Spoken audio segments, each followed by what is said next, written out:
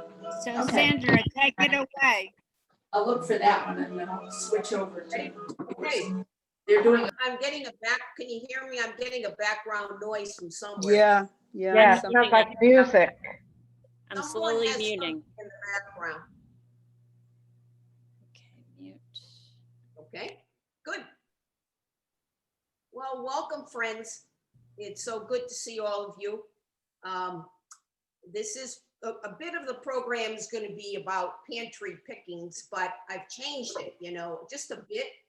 We've been changing everything in March from day to day, so I figured you're going to flow right along with it without a problem.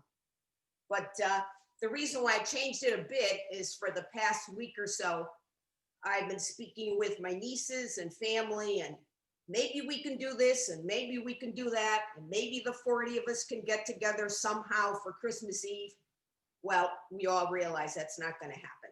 So what we are going to do is celebrate all of the families, each in their own homes.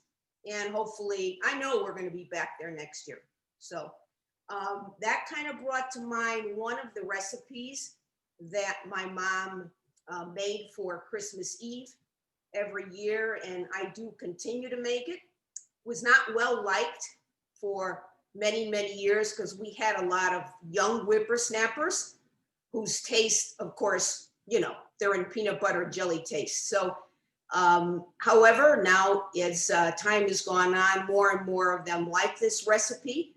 And so I continue to make it, and I have to make more each Christmas Eve. So I thought you might enjoy it. Prior to Vatican II, if my history is correct, if you were Catholic and you had a meal on Christmas Eve, it had to be meatless. And I'm sure you've heard about the 7 fishes. A lot of Italians do that.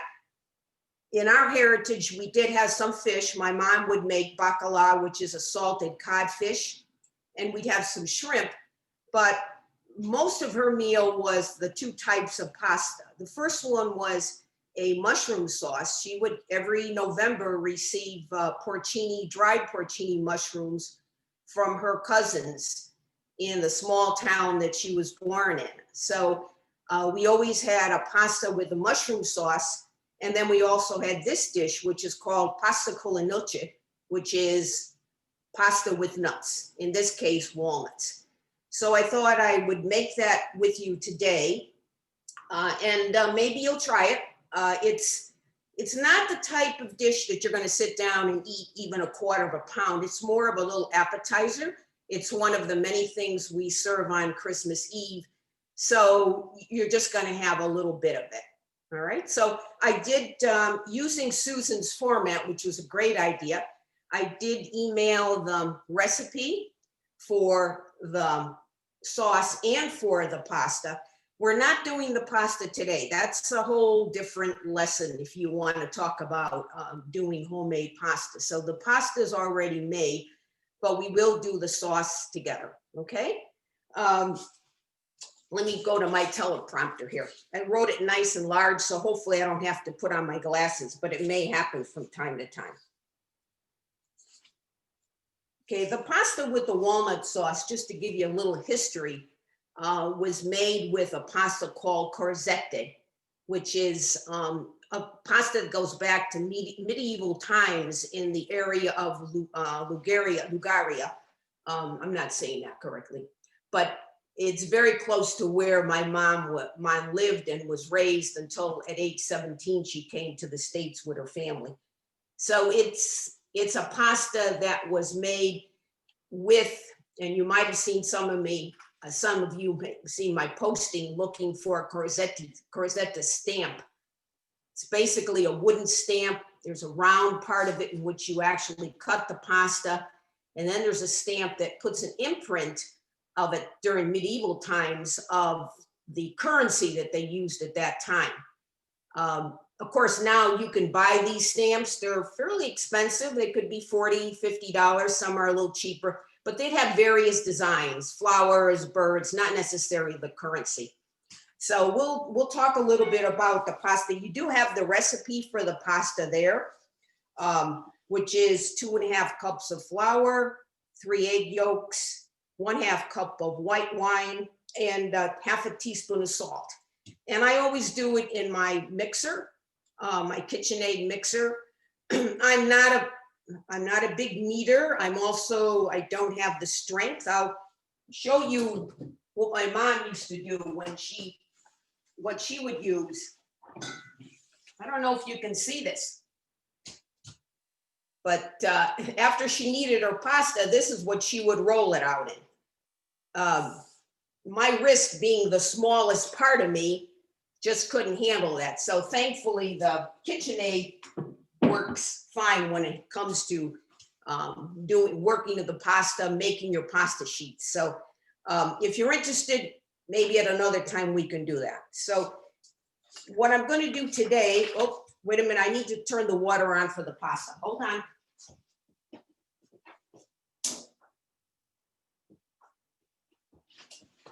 Okay, I'm back.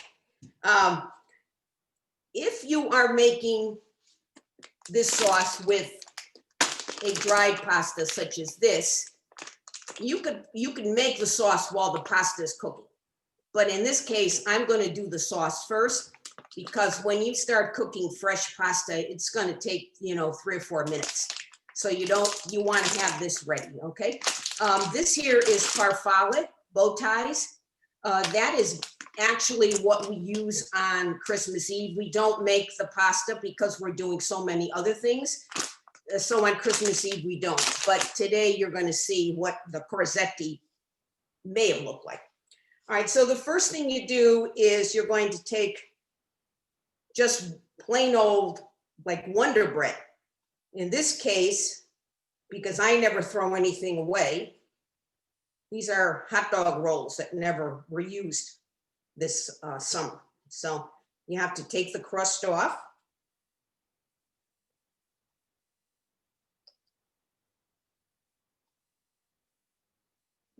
Need a little background music here. Okay. And then you're going to soak it with milk. Okay, let me just make sure I have my recipe here. So I make sure I give you, okay, I've done it so often, it's 1/4 cup of milk. So. How much bread? Well, Oh, not- yeah, that's like 2 slices, I'm sorry. Yeah. So what you're gonna do is just get your bread and soak it with the milk and let it sit there for a bit, okay? So and I may have to add a little more milk, but this is about 2 slices of bread, maybe 3 slices. It's not really critical, it's one of the reasons why I like cooking more than baking, because baking you do it, or should be exact. Cooking, you kind of interfere sometimes, or at least I do that a lot of times. So I don't know if you could see that, but it's just kind of like a little mush. Okay, and that's basically what is going to be a major part of your sauce. It's going to give some of the creamiest, creamy. I'll be right back.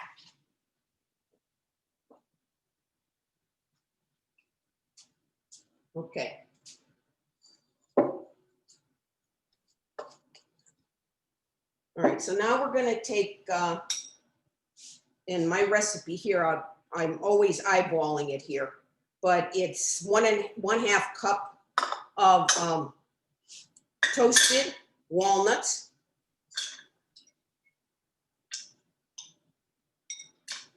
And I do roast them. Does give it a little of an enhanced flavor. Okay, so that's in there. I might add some more as we go on. 1 small clove of finely minced garlic. One time I made it and I went overboard with the garlic. So I'm a little cautious when it comes to the garlic, but if you really like garlic, certainly add more. Okay. All right.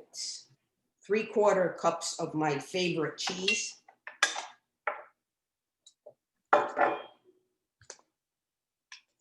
This was freshly grated this morning of the Reggiano cheese. That's a 1/4 cup. Okay. All right, teaspoon of salt.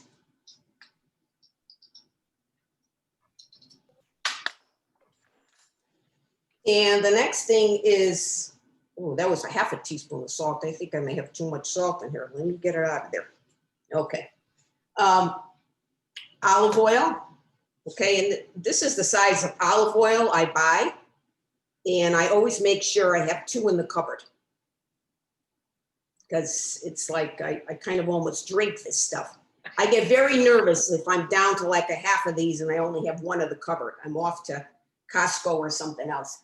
Now, I certainly would use olive oil, but in my pantry, because anytime I go to Marshall's or Job Lot or something, if I see something maybe I don't have, you have to check the date certainly.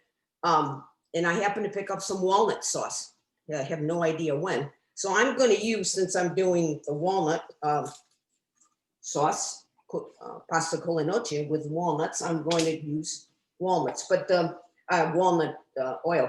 But certainly, you know, olive oil is fine. Just a moment, my water is boiling.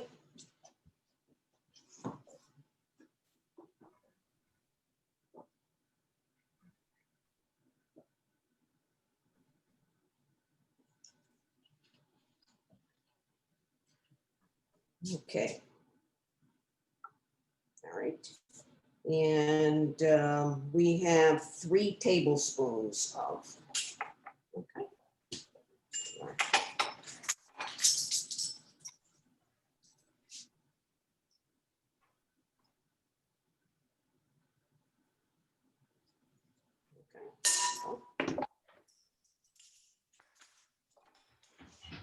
So now we're just gonna mix this up first. I'm gonna try to turn it this way so you can see.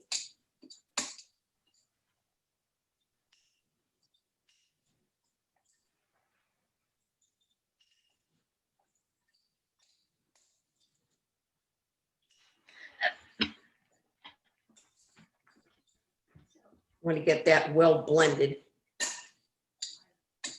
Okay, so now I think I have all the ingredients blended, and now I'm going to add the soaked bread, soft bread.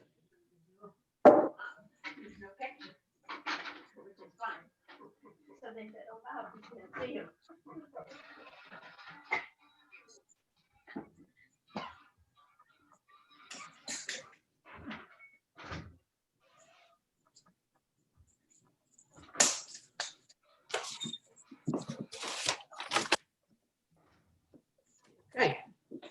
All right, so now I'm going to move the computer over to the stove. So, you know, hopefully I won't josh you too much, and I will set it up, okay? So just give me a moment.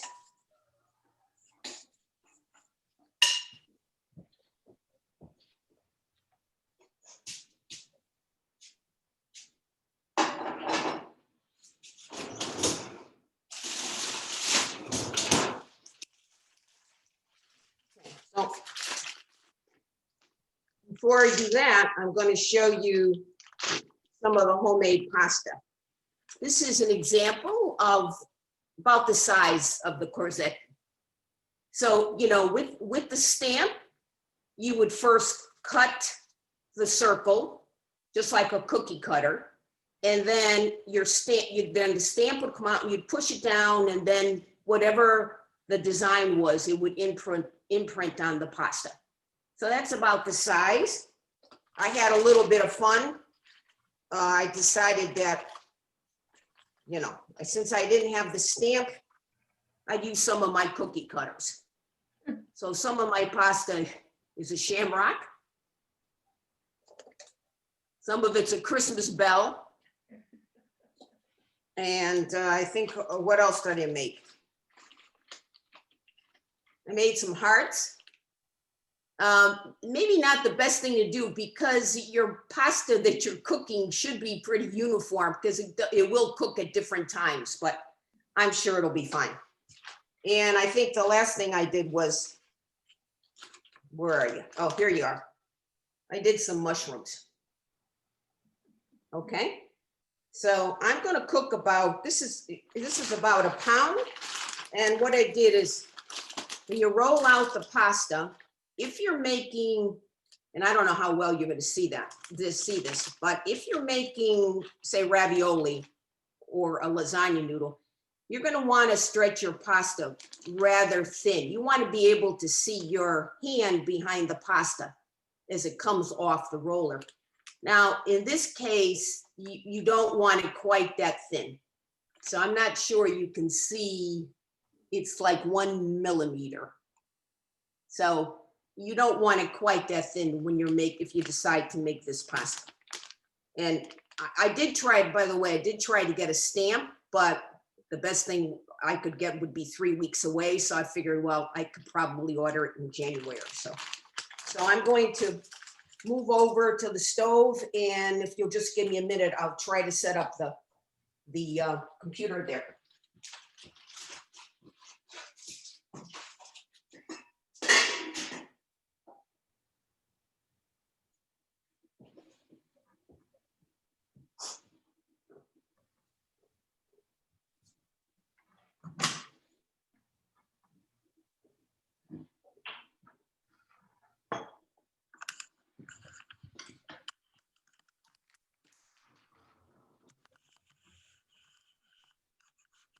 Now, let me know if you can see this okay.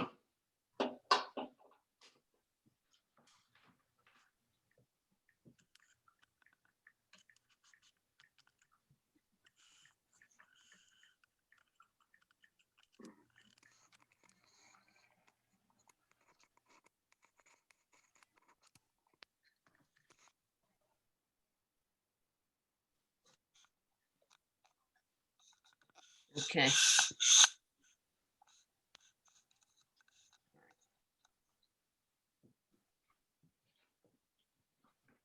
Turn on a little light. Can you see this? Can you Yes, see Sandra.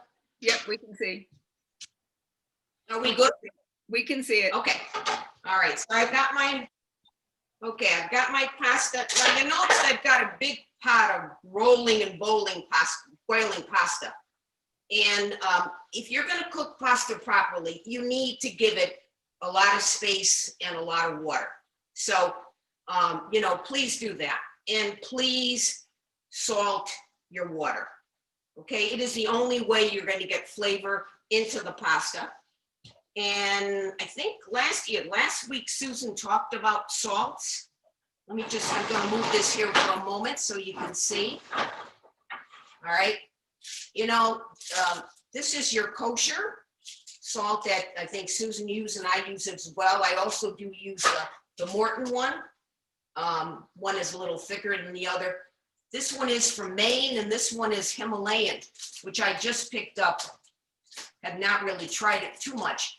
But you need to really, if you're going to buy different salts, you need to taste the salts because they all taste different. So that's really very important. Okay. So yeah. Get that out of the way. So you're going to, I'm going to put on my hand. I don't know if you can see that, but I know you're going to say, whoa, that's a lot of salt. Don't worry, it's just fine. We have almost 2 gallons of water in there.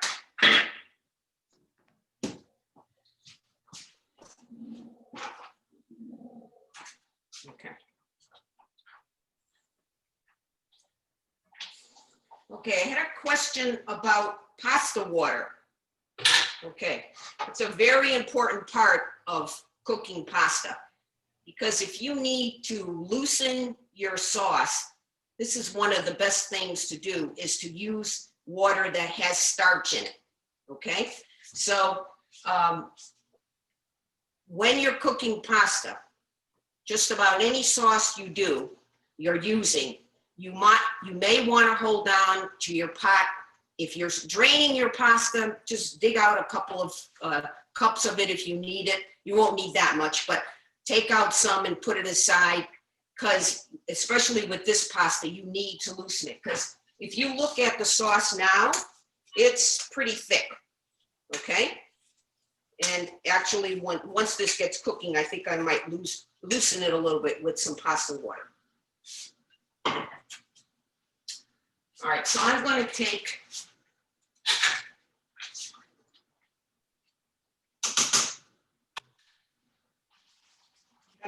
maybe about a half pound.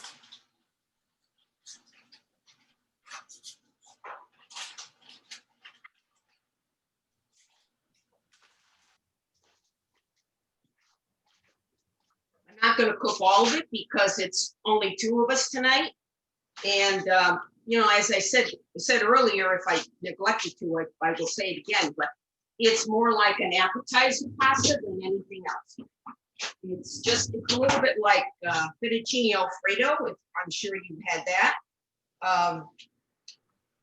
It's hard to eat an entire dish of fettuccine Alfredo, quite honestly, but again, that's up to everyone's taste.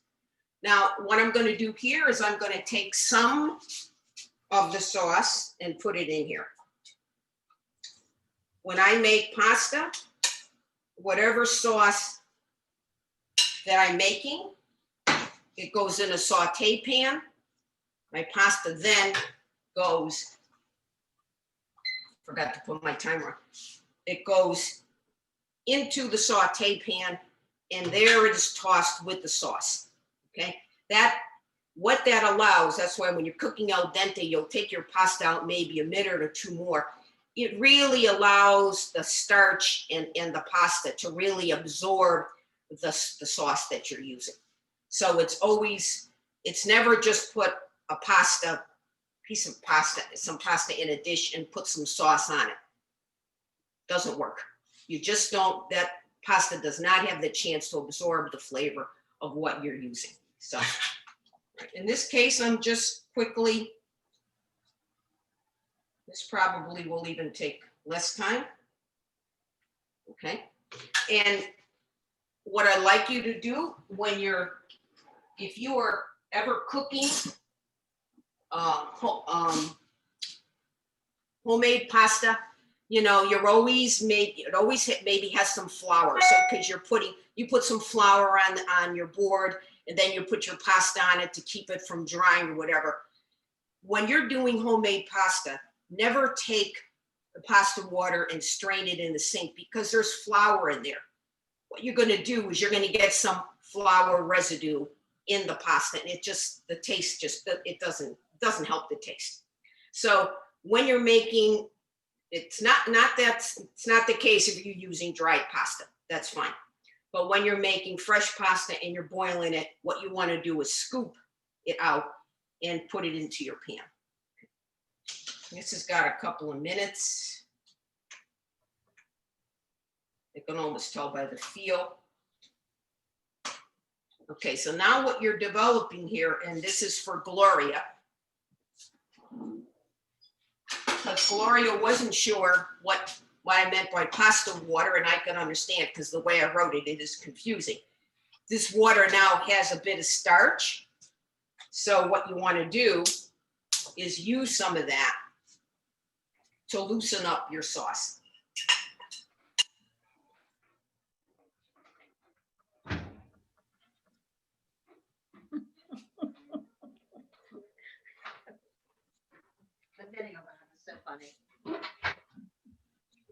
Are there any questions? I mean, please. I'll try to lift it, but you can see now I'm getting a little, you're probably not getting a great picture of this, but it is loosening it and it's giving it more of a creamier texture. It's a good vegetarian dish too. And as my mom used to tell us, in the area she was in, they did have a lot of nut trees. And of course, they always had day-old bread. You know, it's hard to figure out how these recipes originated. But, you know, of course, they used whatever they had.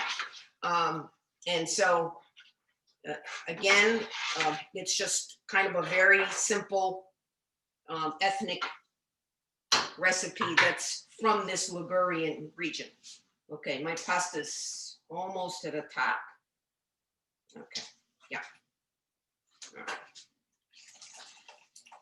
And I don't mind if I get a little water in here because it'll just help to loosen it.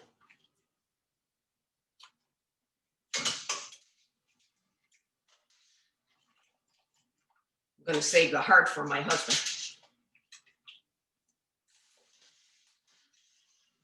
Okay, it's looking good. All right, so now we're just gonna toss this.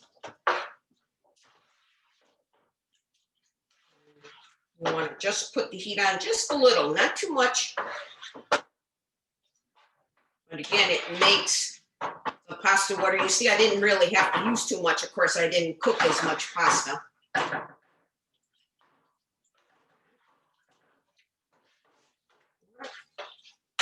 So it's always good to have a little wine with you too. All right, so I'm going to put just a little bit in the dish. Okay. I'll top it with the mushroom. Okay. And then you can always add extra cheese, a few extra nuts. Favorite herb outside of basil is just fresh parsley. Okay. So I'm going to bring it over here, and that's what the dish looks like. Looks yummy. Let me taste. We want to Let's taste. let's try that mushroom. I wish I could.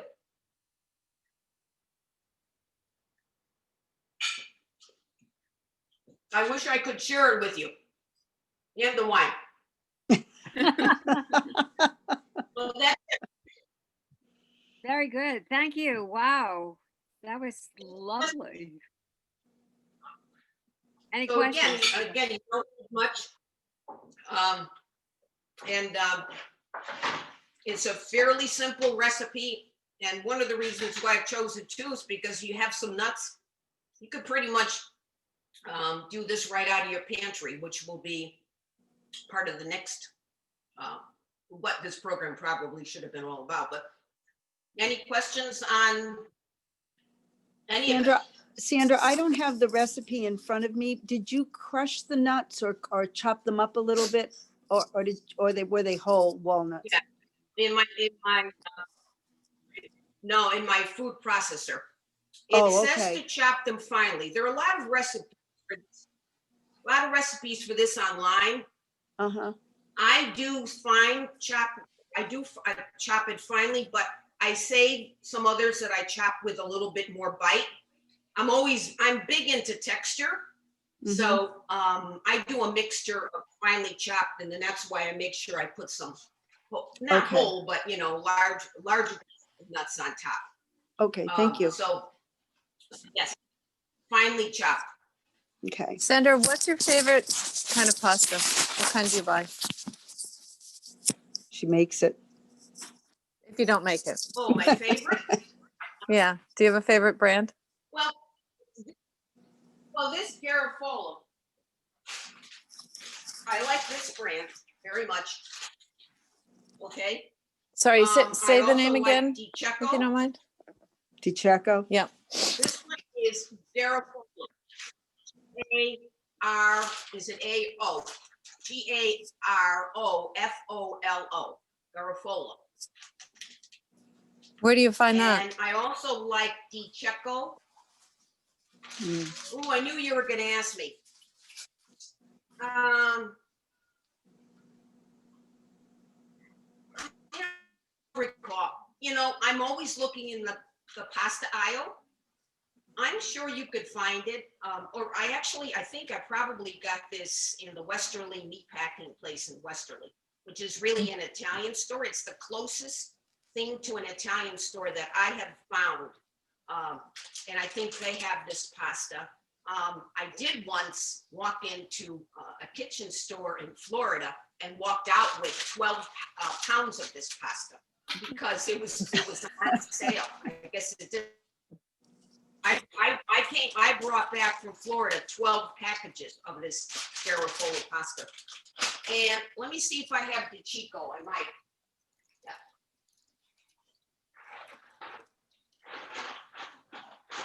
That's another brand I like. Yeah. You can find this in most of the stores. Yeah. Okay. And what's the name of the place in Westerly? Meat Market or 90. meat? What's the store in It's Westerly? actually called the Westerly Meat Packing. And Okay. it's it's not in Westerly at all. You have to really go more to the outskirts. But I can give you the address. If you're Great. interested, I'll be glad to. When give you the when address for when it. it's safe to go. Okay. Thanks. When it's Sandra, safe to have you go. gone up, That's a- do you ever go up to Venda on the Hill? I don't know I if you can have. hear me. I Yeah, have gone to bed. did they And have then that there's a brand little- up there? There's a little market. Oh, Do they I'm have- sure they do. Yeah, Plus, that's, they have other brands. I mean, another Yeah. brand here. I mean, if I showed my closet, you'd probably think I'm hoarding pasta, but I just always have a lot of it.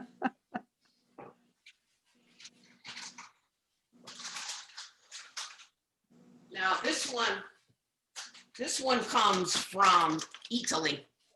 A friend of mine picked it up. Never tried it, so I don't know, what it's like. But it's a pasta made mostly from semolina, and it's called Rustica dell'Abruzzo. That's a region in Italy. So a rustic pasta Yeah. from the region called the region of Abruzzo. But I love going into stores and picking up kind of new pastas. So but I would say my standby is probably the Checo, because I know I can get that. And if I can get this, I grab it. Actually, I found some of this once in Job Lot. I went absolutely nuts. But Andrew, do you have to worry about the pasta expiring? Janet, in all my short years of living, very short, I'm so young, no. Now, I've never had that problem. I really haven't. I think possibly because it goes quickly. It's not something that hangs around. It's my go-to meal many times. I try not to eat too much of it, but I probably would have it every day if I could. So I've never had a problem. No, not at all. And all right. So then What do you serve that with if you're gonna make that walnut sauce, not on Christmas Eve? What might you serve it with for a regular dinner? Because you know how you have Like some grilled people- chicken or a salad or? You could serve it. Yeah, I would strictly start it as an appetizer, without a doubt. Or if you could easily, that would be a side along with the chicken. Sure, absolutely. Yeah. It's a hard question to ask because you have these recipes that you do once a year for some reason and you don't really know why. But it's really I only do it once a year. So we have it as part of our Christmas Eve meal, but certainly it could go with chicken on the side, or that with a nice salad would make a great lunch.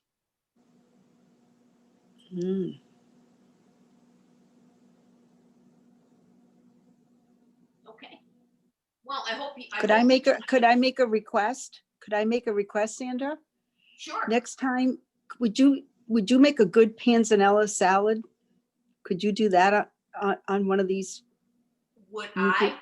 Yes, Sure. yes, What is that? because I bet yours will be terrific. We'll Well- include it in the second series, Sandra. Yes, that'd be great. That'd be great.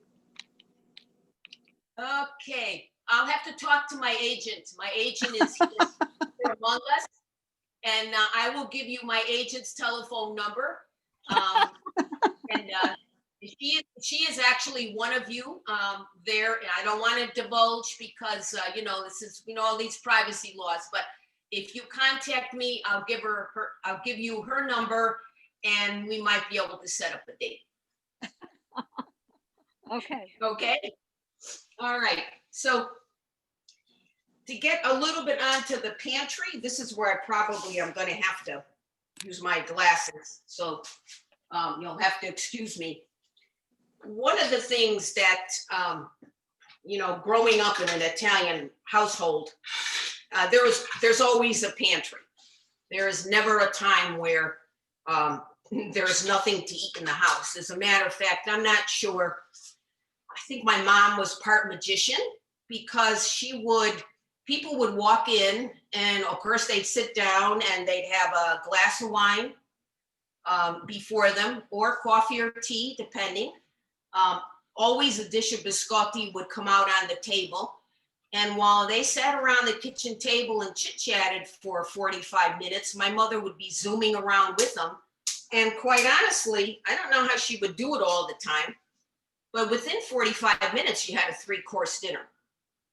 And she just had that knack. And so I've always been surrounded by an abundant pantry, of which my mom, in her case, would make a lot of pantry items herself, which I'm gonna show you some of them before. But I decided to see how good of a pantry I had. So I printed out one of the lists and I sent you a link to one list and I think actually a whole print of another list. And actually my agent said that she checked it out and she had most of the stuff on the list. And I think most of you probably have it as well. Maybe your pantry is a little different. For example, after Susan's presentation, I'm certainly going to make sure I have some curry, which I didn't have. And she gracefully brought me over a tablespoon. I made the butternut soup last night and my husband had 2 servings. So it's a hit. And I was going to add more than 1 tablespoon of curry. And I decided, well, maybe I'd go with her suggestion because I do like spicy things, but I'd say start with a tablespoon. I think that's enough spice. And if you don't like spicy, you might go a little bit less, but try that recipe, it was good. But as far as the list, I'm gonna read a little bit because oils and vinegars. Now I know we probably all have oils and vinegars. Extra virgin olive oil, I always have plenty. Canola oil or some sort of vegetable oil, I always have that. In this case, I happen to have walnut oil. I also have some truffle oil in the refrigerator. Because again, I see these things, I can't keep away from them. And I just pick them up. I never know when I'm going to use them or how I'm going to use them, but they get used. So I have all those. I have the vinegars. I have red wine vinegar, white vinegar, cider vinegar, balsamic vinegar, rice vinegar. I have all of that stuff. Cans and jars. So tuna, plenty of tuna. Chicken stock. I just started, I think it was, somebody told me about the Better Than Bouillon. Oh, it's great. I did use that the other day. Yeah. Good. So I bought the chicken one and the vegetable one. But I do buy the ones in the boxes. So if you have a broth ready, if you need to loosen any kind of thing, or you're just making a soup, open up the carton and there it is. So spices and herbs, well, salt, you can tell I've got plenty of salt. I always have pepper flakes, curry powder I do have, cayenne, bay leaves, peppercorns, cumin, garlic powder, cinnamon, dried oregano, all sorts of pumpkin spices and that kind of thing. And in the summer, I do a lot of pickling. So I have all of those pickling spices on hand. Grains and starches, white rice, brown rice. I have quinoa, farro, which if you haven't tried farro, somewhere in here I might have some farro. That's a real, that is a really good, great tasting, lot of protein and a good filler, especially if you're a vegetarian. This is one of the best kind of greens if you haven't tried it. That's F-A-R-R-O, farro. Of course, I have polenta, I have cornmeal, polenta. That's always in mine. All sorts of breadcrumbs, panko breadcrumbs, all sorts of black beans, chickpeas, nuts and butter. I buy large quantity of walnuts, almonds, pecans, and in the freezer they go. And so I always have nuts on hand. Honey, maple syrup. One of my favorites. You can never have enough anchovies. Never have enough anchovies. If you really, you know, I know people say, oh, I hate them. Well, because most times people are eating them right on the can. They serve you a Caesar salad and there's a couple of anchovies on top. That's not the way a Caesar salad, you know, tastes. Your anchovies have already been blended into it. So you have no idea anchovies are there. You just get the flavor of it. And I use it as the base of a lot of sauces. My husband loves it. He puts, when I make pizza, he's got to put it right onto the pizza. But it's not my favorite just eating like that. But as far as a base to something, it's a good flavor. You don't even know it's there. It's just like Susan said, the fish sauce. When we had that soup last night, I don't think anyone, Janet, I don't know, you said you made it. I don't think you could taste the fish sauce in that. So all sorts of vinaigrettes, mustards. When I'm in job lot, I pick up all sorts of different mustards, hot sauces. Produce, you know, produce is one of the hardest things on Block Island to keep because basically before COVID, I'd say maybe we'd average off island for various reasons, whether it's medical reasons, visiting a friend, running an errand. Maybe 3 weeks, every 3 weeks is about what we'd average. So how do you keep sometimes produce for 3 weeks? Well, one of the best things is I'm the queen of stretch tight. Things just get wrapped in stretch tight. If I buy a lot of onions, I wrap them in stretch tight, put them in the refrigerator. Believe me, they last a long time. We have turnip from the garden. I've got it wrapped in stretch tight.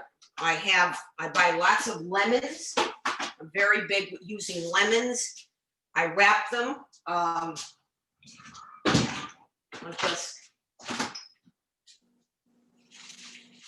just take a lemon and wrap them. And believe me, to me, I wrap them, put them in a plastic bag in the fridge. Oh, this one's a little soft. So now this one will get juiced.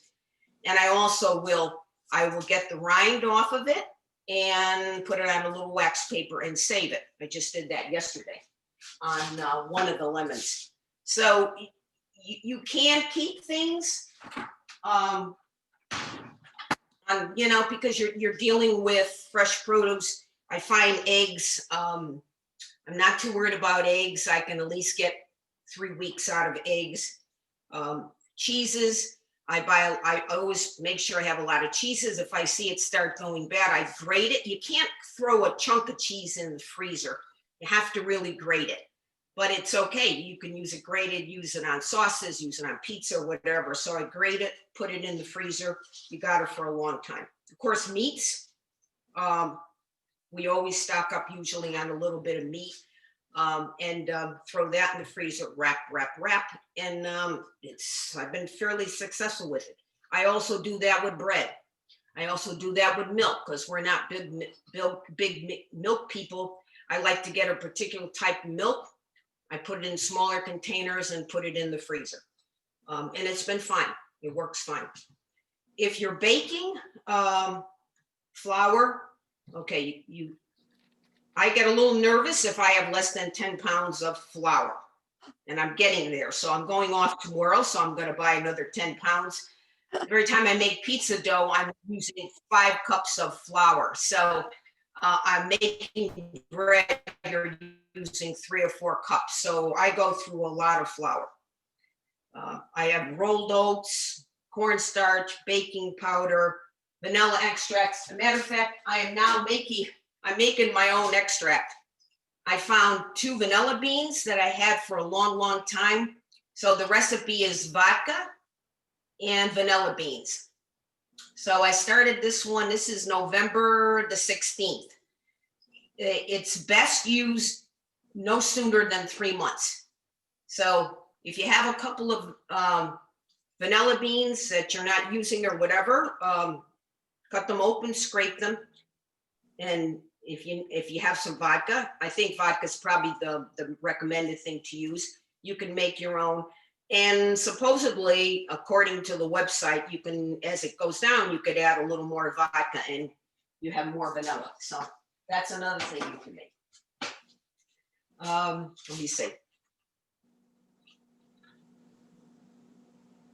Capers, always have plenty of capers. I make a lot of pasta puttanesca, so you need capers as a base. I do kind of a Sicilian styled fish, and that goes well with capers. So I always keep capers. They keep well in the fridge. I buy a large container. If you can get the salted ones that are not in vinegar, that's even better. But the others are fine. Yogurt, I buy yogurt, use a lot of butter. Butter I buy sometimes, especially if it's on sale, 4 or 5 pounds at a time, wrap it in foil and in the freezer it goes. Stays very well. I've done that for a long, long time. Things like even broccoli and cauliflower. I'll take the head home, I'll clean off the leaves, I'll wrap it tightly with the stretch tight, put it in the fridge, and I find that I get at least 2 weeks out of it. So it works well. So again, that's kind of the pantry that I have. Your pantry may be totally different, but you know, living on Block Island has some challenges.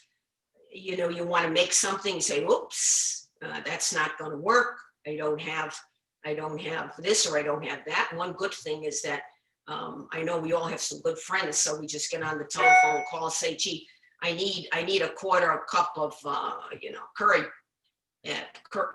curry paste, and sure enough, you get it delivered to your door. So that works too, but it's a little challenging at times.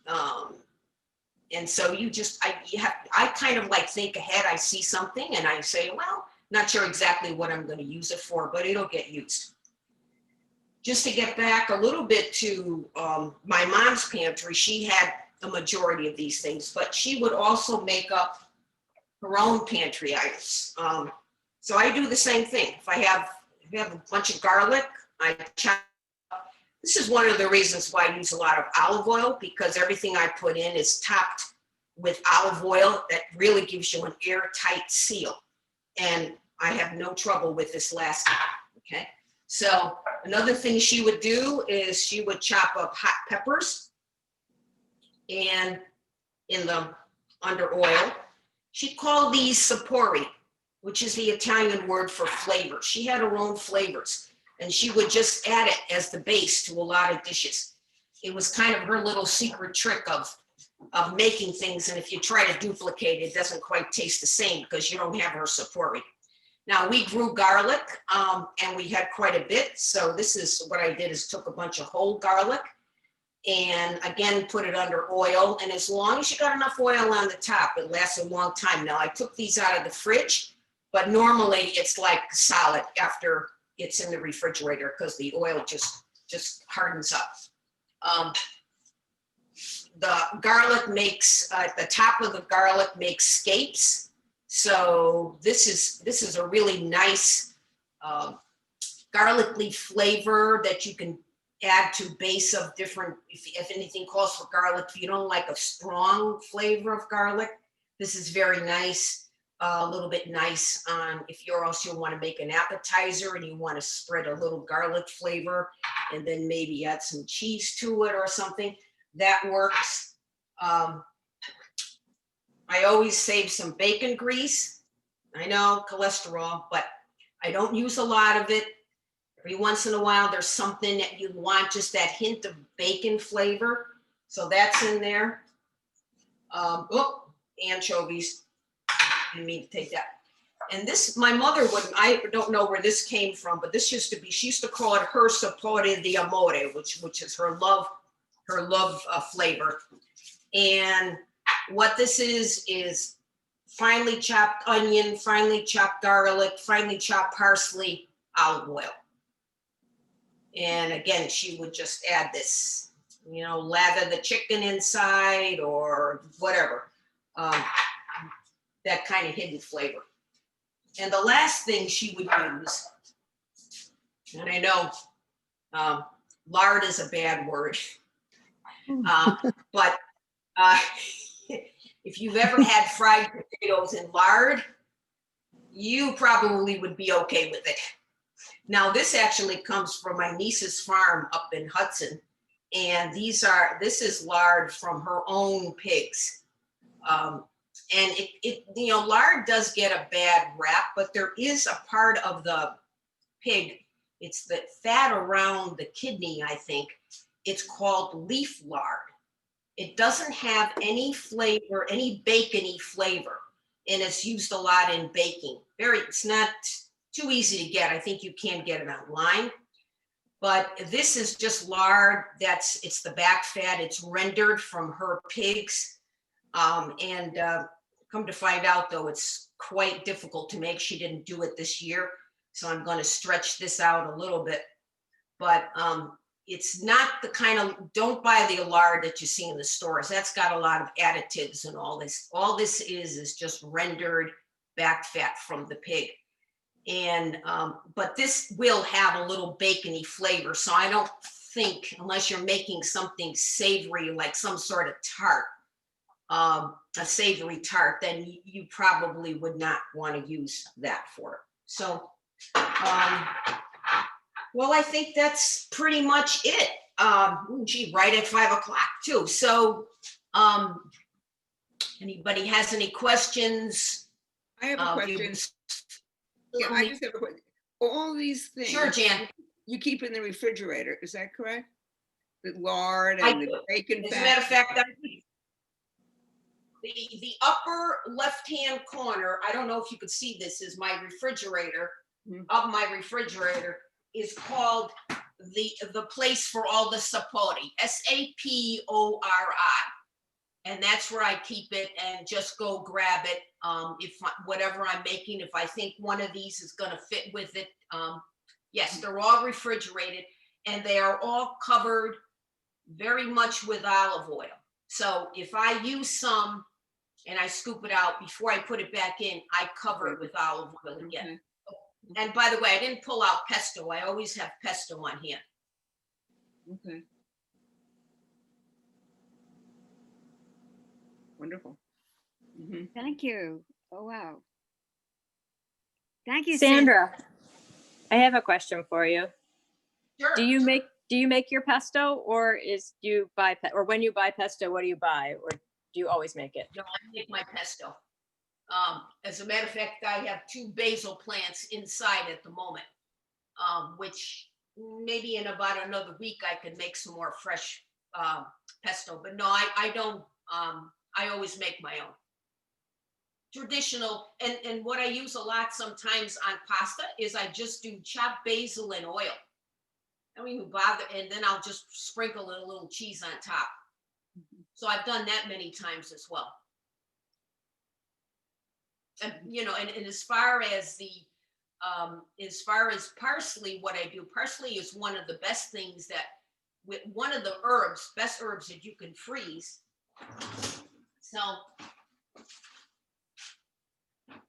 what I do in the summer, as I start cutting my parsley, I cut it, wash it, and dry it, and then freeze it into the little packets. And you know, you need a cup of parsley or something, there it goes. So you're not there chopping or whatever. I've got a whole bunch of chive chopped up that way. So because I I hate to throw anything away. I either give it away or it goes in the freezer. And well, one of the things I was gonna do with you, but we're running out of time, I was gonna kind of look in my freezer and see if I could come up with a meal. I have no idea what's in that freezer. 'Cause That could be a whole other session. A whole other I know, session. especially this one in the kitchen, I just save little bits of this and little bits of that. And I'm getting better at labeling things so I know what's in it. And then there are times when I say, oh boy, what am I gonna cook today? So I just go to the freezer and, well, let me take a peek. I don't know. This could be a complete failure. Oh, by the way, I also freeze hummus because I have hummus and I froze that. Let's see. There's not too much in here. I just cooked up all my little pumpkins and I save it in packages either to make pumpkin bread. It's also very good for you. It's a very good vegetable. You know, we eat a lot of butternut squash, excuse me, but pumpkin is good for you. I'm not seeing anything. Let's see. Well, I guess we're not gonna eat tonight. I doubt it. I doubt it. Let's see. Gotta be something. Of course, one of my favorite foods. So Ice cream. that always for dinner.